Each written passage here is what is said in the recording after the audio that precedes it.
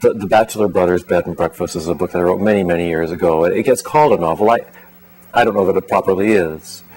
But it's a series of small sketches held together by the fact of the place.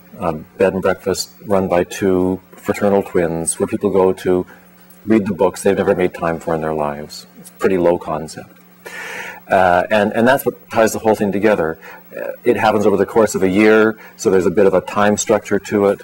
The place gives it a kind of unity. The characters are developed over the course of these stories, but not in a very complex sort of way. I think the main difference between writing a short fiction and writing a novel is the pacing, the feeling that you have much more space to play with in a novel. Also that events don't have to be compressed so much. In a short story, things have to happen. There has to be a bigger world outside the short story that you make oblique references to, whereas in a novel, you actually explore the world that the people are living in.